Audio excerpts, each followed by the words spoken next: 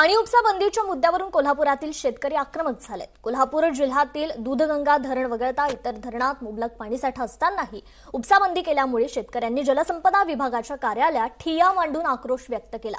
आक्रमक शेतकऱ्यांच्या या आक्रोशानं कोल्हापूरच्या सिंचन भवन कार्यालयात वातावरण चांगलंच तणावपूर्ण बनलं होतं। पाणी उपसा बंदीमुळे शेतकऱ्यांचा जीव मेटाकुटीला आलाय। पाहुयात या संदर्भातील एक रिपोर्ट।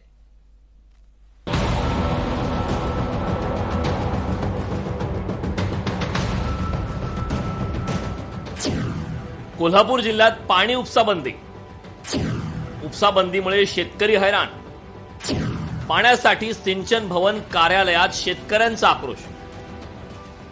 एल निनोचा प्रभाव चांगलाच जाणू लागल्याने सध्या पावसाळा लांबलाय। त्यातच यंदा तीव्र उन्हामुळे पाण्याचे बाष्पीभवनही मोठ्या प्रमाणात झाले। परिणामी धरणांच्या पाणी साठ्याने तळ गाठलाय। आता धरणातील पाणी हे पिण्यासाठी राखीव ठेवण्यात सर्वोच्च प्राधान्य देण्यात आले। त्यामुळेच उपसा बंदी केल्याचा आदेश जलसंपदा विभागाने काढला असल्याने कोल्हापूर जिल्ह्यातील शेतकरी आक्रमक झाले।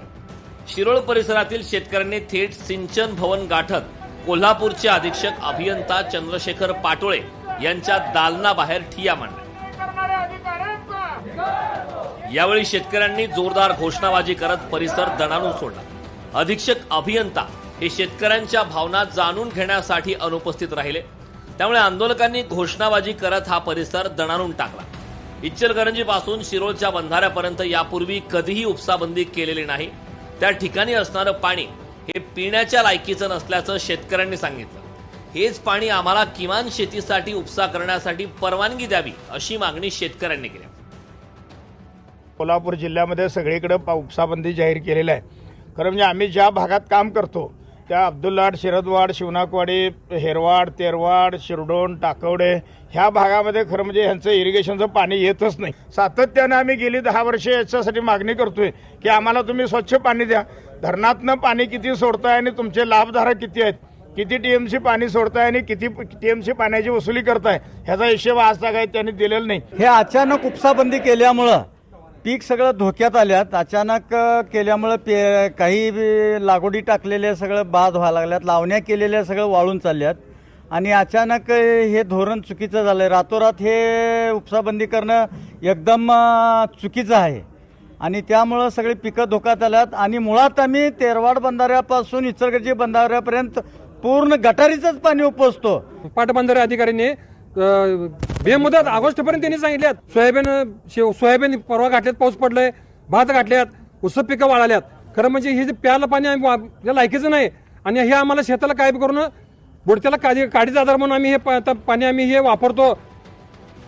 पंचगंगा, भोगावती, दूधगंगा, वारणा, तुळशी, कासारी, कडवी, कुंभी, धामणी व जांभळी या नद्यांच्या दोन्ही तीरांवरील शेतीसाठी पाणी उपसा करणाऱ्या सर्व उपसा यंत्रावर 16 जून पासून पुढील आदेशापर्यंत उपसाबंदी लागू करण्यात आली आहे। एकीकडे शिरोळ तालुक्यातील शेतकरी आक्रमक झालेले असताना दुसरीकडे उपसाबंदी तात्काळ रद्द करा याच मागणीसाठी इरिगेशन फेडरेशनच्या वतीनं शेतकऱ्यांनी खरडा भाकरी आंदोलन केले। डॉक्टर भारत पाटणकर यांच्या नेतृत्वाखाली केलेल्या या आंदोलनात मोठ्या संख्येने शेतकरी सहभागी झाले होते। पाण्याचा घोटाळा झाला असल्याचा आरोप यावेळेस भारत पाटणकर यांनी केला। मुख्यमंत्री देवेंद्र फडणवीस यांनी बैठक बोलवावी आणि उपसाबंदी तात्काळ रद्द करावी अशी मागणी त्यांनी केली। कोयनेचं पाणी कमी आहे म्हणून नुसतं चालणार नाही।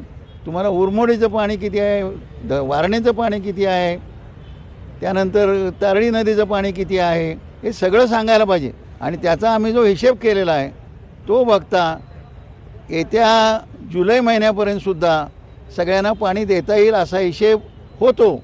मुख्यमंत्र्यांच्या बरोबर बैठक झाली पाहिजे। एकीकडे दूधगंगा धरण वगळता जिल्ह्यातील सर्व धरणातून पाणी उपसा बंदी केली। दूधगंगा धरणातील पाणी हे थेट कर्नाटकात मिळतं। त्यामुळे कोल्हापूरकरांच्या तोंडाला पाणी पुसून कर्नाटकाला पाणी दिल्याचा आरोप माजी खासदार राजू शेट्टी यांनी केलाय। नदीच्या या टोकापासून त्या टोकापर्यंत हे सारं पाणी वाहून कर्नाटकात चाललेलं आहे। जलसंपदा विभागाच्या बेअक्कल लोकांना मला एकच प्रश्न विचारायचा आहे की शेतकऱ्यांनी खतं टाकलेली आहेत, ते खत वाया चाललेलं आहे, त्यांनी बी मांडलेलं आहे ऊसाचं, भाजीपाला सुकून चाललेला आहे, तुम्ही कपाती सुरू केलाय का तर प्यायला पाणी नाही। आणि हे पाणी कर्नाटकामध्ये त्यांनी मागणी केलेली नसताना सुद्धा मोठ्या प्रमाणामध्ये झालंय. लाज नाही का वाटत? दरम्यान धरणांनी तळ गाठल्यामुळे शासन आदेशाप्रमाणे पिण्याच्या पाण्याला सर्वोच्च प्राधान्य देण्यात आले. त्यामुळेच कोल्हापूर जिल्ह्यात उपसाबंदी केली असल्याचं जलसंपदा विभागाचे कोल्हापूर अधीक्षक अभियंता चंद्रशेखर पाटोळे यांनी सांगितलंय. पाऊस लांबलेला आहे, आपण सर्वजण जाणतो. यामध्ये अल निनोचा इफेक्ट आहे हे पूर्वीपासून म्हणजे 2 महिन्यापासूनच आपण विविध स्तरावरून ऐकतो. तसे हवामानाचे रिपोर्ट देखील आहेत.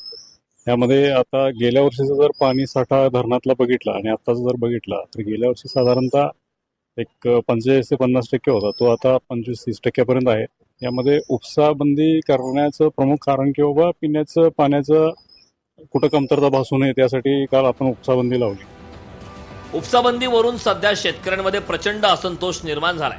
एकीकडे शेती वाचवण्यासाठी धडपड तर दुसरीकडे शासनाकडे पाण्यासाठी वणवण सुरू आहे. त्यामुळे दुहेरी संकटात सापडलेल्या शेतकऱ्याला न्याय मिळणार का हे पाहणं महत्वाचं ठरणार आहे. सतेज औंधकर, लोकशाही मराठी, कोल्हापूर. लोकशाही मराठी ऐका, पहा, जागरूक रहा.